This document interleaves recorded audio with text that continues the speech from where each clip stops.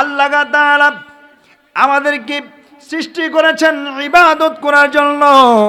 আপনারা বলেন ইবাদত করার দরকার আছে না নাই? সেজন্য আল্লাহ বলে দিচ্ছেন ওয়াবুদুল্লাহ, এই আমার বান্দারা তোমরা আমি আল্লাহর ইবাদত করো, আমি আল্লাহর ইবাদত করো।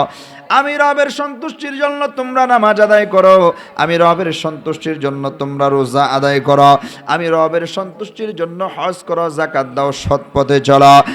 বান্দারা সব কিছু যখন আমি আল্লাহর সন্তুষ্টির উদ্দেশ্যে হবে, তখন তোমাদের সেই কাজকর্ম এবং ইবাদতের মধ্যে বরকত চলে আসবে। আপনারা বলেন সেই বরকতটা দান করবেন কে? আল্লাহ বলেছেন ওয়াবুদুল্লাহ, আমার বান্দারা শুনে নাও, শুনে নাও, তোমরা আমি আল্লাহর ইবাদত করো, আমি আল্লাহ ছাড়া অন্য কারো ইবাদত করবা না। আল্লাহ বলেন ওয়ালা তুশরিকু বিহি শাইআ, আর আমি আল্লাহ পাক রব্বুল আলামিনের সন্তুষ্টির জন্য যে ইবাদতগুলি তোমরা করবা, ওই ইবাদতের মধ্যে কাউকে সমতুল্য সমকক্ষ করা যাবে না। জোরে জোরে বলেন সুবহানাল্লাহ। আমি আপনাদের কাছে জানতে চাই, আপনারা বলেন আল্লাহ পাক রব্বুল আলামিনের সন্তুষ্টির জন্য, আল্লাহর উদ্দেশ্যে, আল্লাহকে খুশি করানোর নিয়তে আমরা যে ইবাদতগুলা করব, ওই ইবাদতের মধ্যে কাউকে শামিল করা যাবে নাকি? আরো জোরে বলেন, একটু জবান খুলে বলেন। আল্লাহ পাক রব্বুল আলামিনের উদ্দেশ্যে যে ইবাদত হবে, যে আমল হবে, ওই আমলের সাথে কাউকে শরীক করা যাবে না, সমতুল্য করা যাবে না, সমকক্ষ করা যাবে না।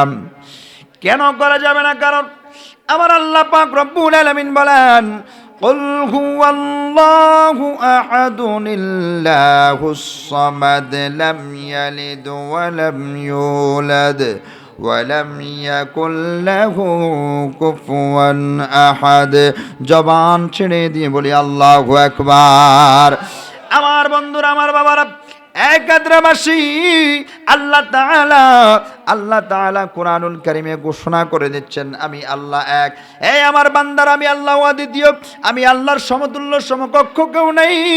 আমি আল্লাহ কারো কাছ থেকে জন্মগ্রহণ করি নাই, আমি আল্লাহ কারো কাছ থেকে জন্মগ্রহণ করি নাই, আমি আল্লাহ কাউকে জন্ম দেই নাই, আমার কোনো মা বাবা নাই, আমি আল্লাহ কারো মা বাবা নাই।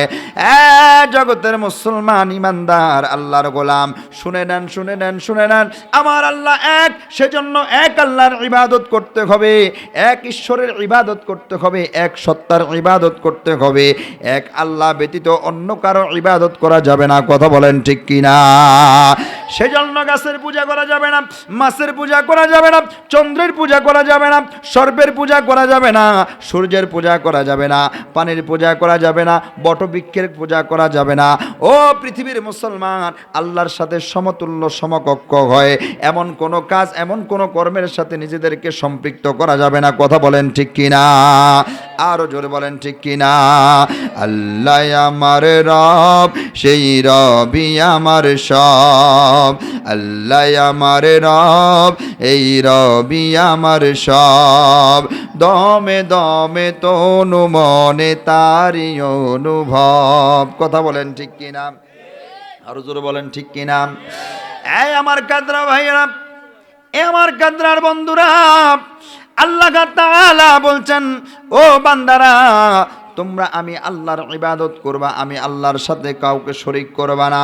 অন্য আয়াতের মধ্যে আমার আল্লাহ পাক রব্বুল আলামিন বলে দিচ্ছেন ওয়া ক্বাদা রাব্বুকা আল্লা তা'বুদু ইল্লা ইয়্যাহু ওয়া বিল ওয়ালিদাইনি ইহসানা। জবানটা ছেড়ে দিয়ে বলি আল্লাহু আকবার।